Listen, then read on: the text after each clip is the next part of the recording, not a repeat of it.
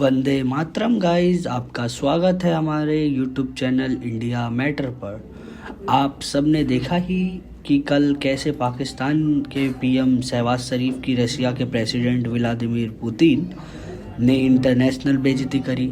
साथ ही साथ उधर जो शांति के लिए सो कॉल्ड मीटिंग चल रहा था पुतिन और अर्दोगान के बीच, जिसमें पुतिन ऑलरेडी गुस्से में दिख रहे थे और उसी के साथ ही साथ जो टाइम चल रहा था उसमें क्या हो रहा था, यूक्रेन के पोर्ट पे चुन चुन के तुर्की की शिप्स को ठोका जा रहा था रशिया की तरफ से। ठीक है, अब भाई वहाँ मीटिंग चल रहा है, यहाँ तुर्की की शिप्स ठोके जा रही है और यूक्रेन के ट्विटर हैंडल पर ये पोस्ट करा जा रहा है। ठीक है, कुछ वीडियो भी हमारे सामने आई है, वो आप देख सकते हो, नीचे चल रहा है। साथ ही साथ उस टाइम रशिया ने मीटिंग किया, ठीक है, अर्दोगान के साथ। उसी के साथ साथ तुर्की की 3 शिप भी उड़ा दी गई। अब ये क्यों हुआ, ये आप समझिए।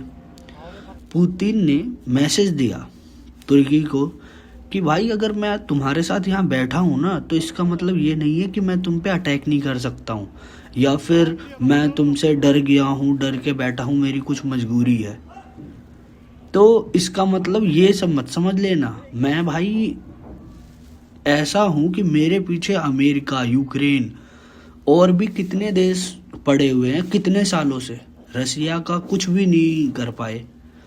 क्या क्या कौन कौन से सैंक्शन, कौन कौन सी टैरिफ, क्या क्या नहीं लगे, लेकिन रशिया का आज तक कुछ भी नहीं हो पाया, क्योंकि भाई पुतिन के रूप में रशिया को ऐसा हीरो मिला हुआ है, तो वो तो नामुमकिन है अब रशिया को कुछ करना। तो रशिया ने उसे मुंह तोड़ दिया जवाब तुर्की को।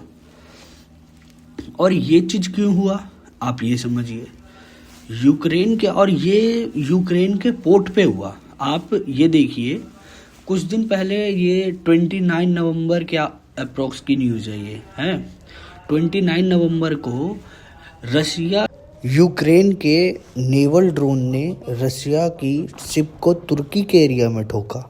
शिप को जो ऑयल ले जाते हैं उसको तुर्की ब्लैक मैरीटाइम एरिया में ठोका।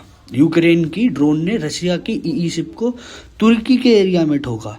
आप ये देखो कि कितनी बड़ी वहाँ पे वो करी, और 2 शिप्स थी, 2 शिप्स को ठोका रशिया की तुर्की के एरिया में। ये भी आपको मैं स्क्रीनशॉट दिखा देता हूँ, नीचे चल रहा है। ठीक है, अब भाई यूक्रेन ने तो ठोक दिया, वो भी तुर्की के एरिया में, और उस पे कंट्रोल है तुर्की का। जिस एरिया में ये शिप ठुकी थी वो था तुर्की का। तुर्की ने कोई एक्शन नहीं लिया। ठीक है, रशिया कर रहा था इंतजार।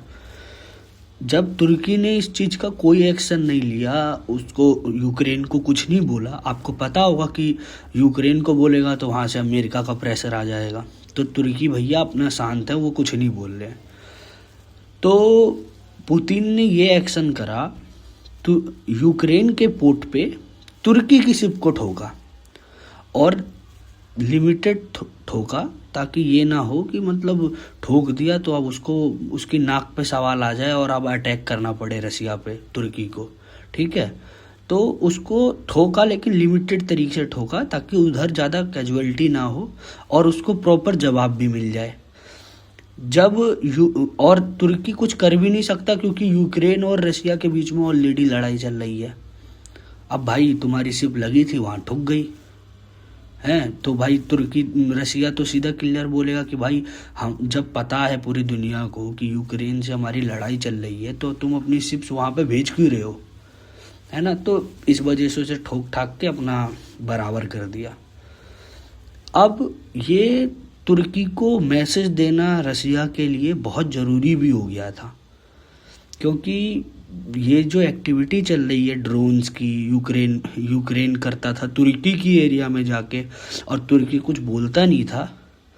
अब अगर कुछ होता है तो अब तुर्की को इस चीज़ का एक्शन लेना पड़ेगा, और नहीं लेगा तो ऐसे ही ठोकेगा। कल जो कैजुअलिटी हुई है, वो मीटिंग कर रहे हैं पुतिन के साथ बैठकर, पुतिन उनको उसी टाइम ठोक रहा है। तो भाई पुतिन का तो गुस्सा बहुत जायज़ है इस मामले में। वो जितना शांत दिखते हैं उतना ही भयंकर काम करते हैं। तो ये थी एक न्यूज़, ये आपको मेरे को बतानी थी। अब मिलते हैं हम अगले वीडियो में।